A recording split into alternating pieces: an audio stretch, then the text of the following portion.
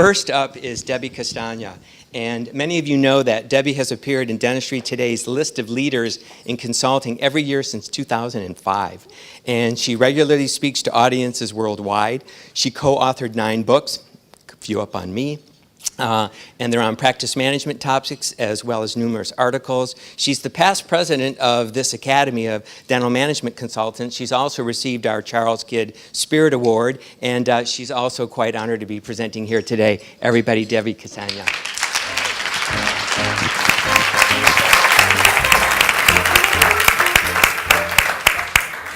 When I think of my inexperience as a new consultant, it was sad.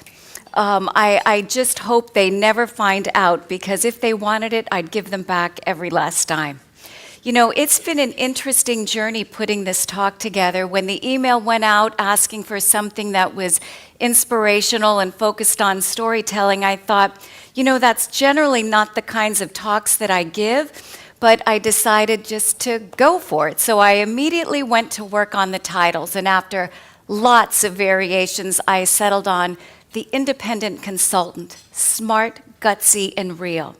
Sassy, a little bold, and I figured, what the heck, I'm gonna go for it. So now I started to work on the content. And as I was working on that, what I thought I'd do is wow you with some consulting strategies that provided my clients with some amazing success. But what I realized is that when I looked back over the 24 years of consulting, that whole concept of being indispensable, smart, gutsy, or real, were things that I saw in my colleagues, all of you, never me. So this talk has taken an amazing turn. It's become very personal. It's not what I intended, so it's real. And I think for that reason, it's gutsy. I'm not sure how smart it is, but I'm gonna go for it. My first real job as a consultant was with Pride Institute, but before I started that work, I got a taste of what consulting could be like. I was working in private practice, and there were dentists who knew that I was experienced and enthusiastic, and they asked if I could help to train their staff members. And I was happy to do that. One day, a dentist asked what I would charge, and I told him I'd get back to him. I worried about it for days. It was the mid-'80s. I was earning $15 an hour as a financial coordinator, and I figured, well, consultants make more money than I do. I'll charge them $16. It was pathetic.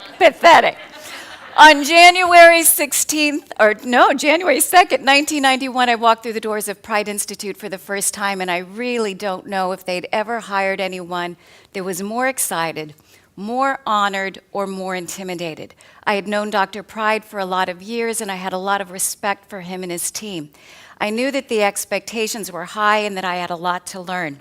During that first week there was a consultants meeting, and you know, the women that were there were just so amazing and so confident, and I've got to tell you, I was in awe of them. Mary Kenny Alwyn was there, my old friend Pam Gorell, Betsy, Laura, Virginia, Jody, and Linda. I mean, just amazing women. I'd love to tell you that I left that meeting feeling inspired and hopeful about the future, but when I got home to Dan that night, I sobbed. I said, honey, I don't think I've got what it takes. I'm out of my league. They're amazing. These chicks are like the Stepford wives. It's true. I would love to tell you that there wasn't much internal struggle during those years, but there really was. And I was having a difficult time coping with this new lifestyle of mine. There was growth. There was absolutely growth. However, there was more growth than I bargained for. If I had been a boxer when I walked through those doors at Pride, I would have entered a bantamweight at 118 pounds. I left 4 years later a light heavyweight at 173. I was like a giant pumpkin that you could literally see growing before your eyes. It was the on the road all the time, working like crazy, not coping with the stress well, that caused me and some of those Stepford wives to consume massive amounts of chips and salsa and giant margaritas at the end of a long day. It wasn't good. I realize I'm not painting the rosiest picture of those 4 years, but they really were amazing. I worked with great people. I learned so much. But what had happened was that I literally didn't recognize myself anymore. I became all about the work. I wish that I could also tell you that over the years, I got myself together. I got back on track. But I worried about if I was enough, or if I was too much, or I needed to be like her, or I needed to be like her. And I was driven to do things perfectly. And that's what started the spin. So those years were about working as hard as I can, but I was lost. There is something about this work that causes us to look at our truth. The way that we work with our clients, the work that we do, we need to make sure that we're as good as possible when that spin, if that spin, should start. I remember being at one of our annual meetings, and the speaker that was there put us into an exercise. We had to come to the front of the room and pair up, and we needed to tell something personal about ourselves to our partner. You may remember this. We came up to the front of the room, and my partner was the amazing Melinda Hereford. At that time, Virginia and I had just finished writing 8 books. We were starting the Consulting U, and we were on fire. And Melinda was telling me that she made sure that she found time in her life for joy, that she saw her friends, that she rode her bike, that she exercised. And I felt like I was talking to somebody who was living in another galaxy. I remember walking back to Virginia and saying, Melinda has joy in her life. Are you kidding me? When does she find time for that? It was at that moment when I knew that I needed to find that woman that I had lost. I'd be a lying little fraud if I told you that I got out of a pothole that I found myself in on my own. I needed help, and I found it in Mary Fox, www.therealskinny.net, who, as I understand it, has become the patron saint to consultants who need to lose a little weight and get their life back together. Now, I met Mary at lunch. She's an old friend of Catherine Eitel's, and I remember when we met, she was talking about nutrition and weight management, and I knew she helped people with things like that, so we decided to work together. I remember on our initial calls, I thought she was going to put me on a diet. No pasta, no cheese, no wine, but it was nothing like that. I remember one day she asked, Debbie, when you feel hungry, where do you feel it on your body? Place your hand there. I placed it here. It's a little north of my stomach. That's anxiety. And before I knew it, I was in full-fledged therapy. It was not what I signed up for, but it was exactly what I needed. And something told me that I needed to hang in there. And I'm glad that I did. I'm a slow learner, and it took about 15 months before I started losing weight. But when I did, it was because I learned that I had to take care of myself first, that I had to slow down, that I had to relax. And when that clicked, is when the weight loss, and I'm telling you this is the truth, was almost effortless. I thank God for her skill and her wisdom and care. I'm not sure my husband does because my closet has been transformed. Anyway, it's funny how when you feel better that a lot of areas of your life improve, and I know that I'm a better consultant now. I'm more relaxed with my clients. I feel a heck of a lot less hell-bent to really get through a particular agenda. I know that when I'm relaxed, it allows me to be much more present with them and allowing me the possibility of perhaps being indispensable for them. You know, I've realized that this work we do isn't simply an intellectual pursuit. That's what I was working so hard at being the best consultant I could be, but not being the best me. And as I'm learning that, because I'm hardly there, but as I'm learning that, I'm doing better work. And I'm finding that I'm employing some tenets that are different than I used to. And I'd like to share a couple of those tenets with you. Tenet number 1. Don't be afraid to step in it. Classy. Isn't that a classy one? Well, I stepped in it big time. I'm hardly immune from it, and it was humbling. I was at a client's meeting, and we were going to have a numbers meeting, and the doctor and the staff was assembled, and we were looking at the last 6 months. I went to pull out my comparative analysis, and the doctor who was sitting next to me turned in his chair, and he said, "I hate this." Now, I know there's a lot bound up in this guy around productivity and profitability, and we've had a lot of conversations about that. And we've also had conversations around the emotions that they conjure up for him and about perspective. I have to trust that the information that I've gotten from him is accurate, and from where I sit, he's in pretty solid shape financially. So when he looked like he was literally going to flee his office, I felt my blood start to boil. I thought to myself, come on, pull yourself together. What is your staff going to think? And because I didn't take the moment to gather my thoughts and relax, I went all practical on them. I started to talk with them about the recommendations that I had made that they hadn't been following, that they weren't implementing some of the things that I had taught them. I mean, how dare them? And I was blowing it, and I couldn't help myself. The meeting had turned out very badly. I went back to the hotel, and I was steaming. The plan was to meet him for breakfast the next day, and I was plotting how I was going to set him straight. Well, at 11:45, I woke up. I'd been tossing and turning for an hour and a half, and I was still stewing. But this time, it was about me. It wasn't about him.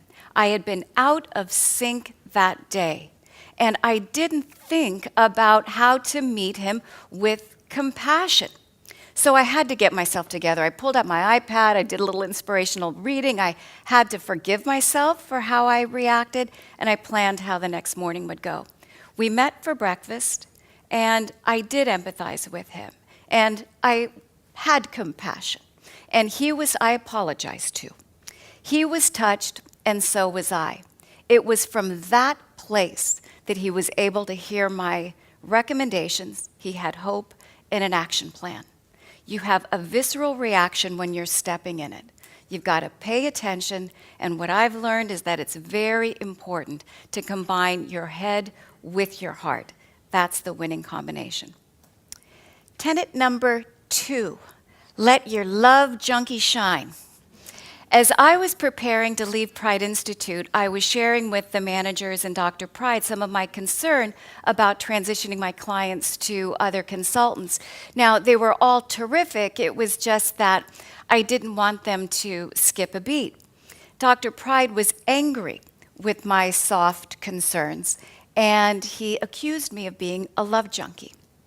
Now, maintaining the integrity of a relationship is where I'll always go first. And there have been times over the years where I felt that, well, really loving my clients, most of them anyway, could be seen as a liability and not an asset.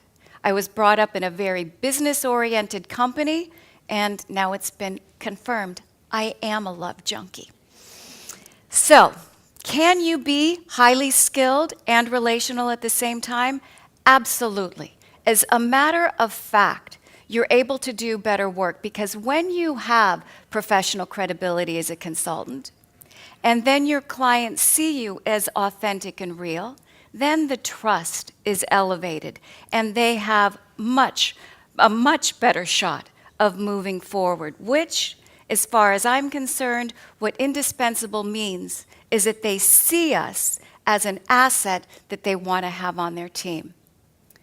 I've learned a lot over these last 24 years, and making that connection, whether it's with the clients that you work with or doctors with their patients, is something that's very clear to me.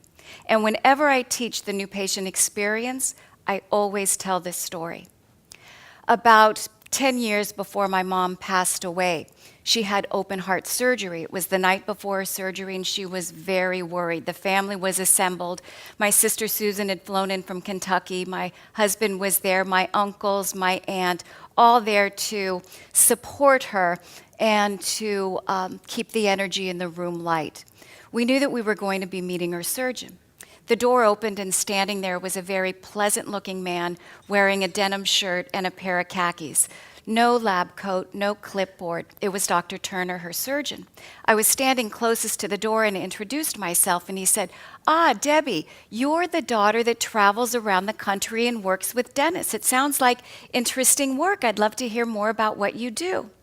Susan was standing next to me, and he said, you're the daughter that made your mother a grandmother. I've seen pictures of your girls. They're beautiful. He proceeded to say something lovely to everyone in the room. I'll never forget how my mom looked when he approached her bed. She was so tiny. She looked so scared. And he sat on the edge of the bed, and he took her hand.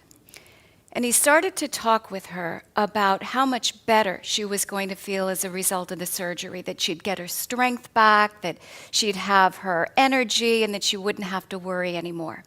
And he also talked with her about the exceptional group of people that he worked with, that she was going to be in great hands, and that all was going to be okay.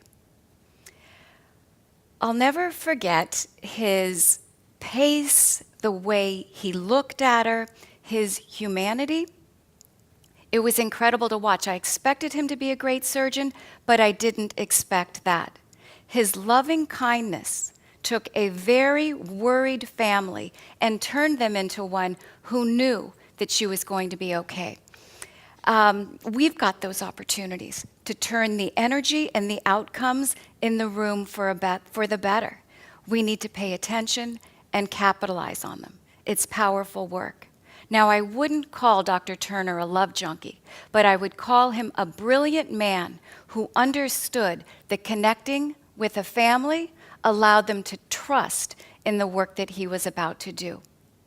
Now, I believe that at the core of a consultant is to do good work and to make a difference. And for some of us, that's caused us to be spread too thin. And if you do that for too long, you can get lost. You don't get found by working harder or by moving faster. This work we do is important. We are our brands. We're not the list of things that are listed on our websites. If 24 years ago someone would have asked me what I'd want to achieve in my career, I would have said to teach leadership like Mary, Kenny, or Pam, or numbers like Virginia, or systems like Jody or Linda. All things that I've worked very hard to achieve, but I never would have guessed that my most important lessons were that to be the best consultant meant that I had to take care of myself first. That professional credibility is enhanced when you are calm, and that authentic and real is the new perfect. I have worked hard to stay on my path, and when I start to breathe, I start to put on the brakes and take some deep breaths. It's a lesson that I don't want to forget. But in the event I do, you will notice, because I'll be grumpy, I will be impatient, and my rear end will be wider. Tim Twig, will you watch out for that? Awesome, thank you. ADMC, thank you for this indulgence. Oh.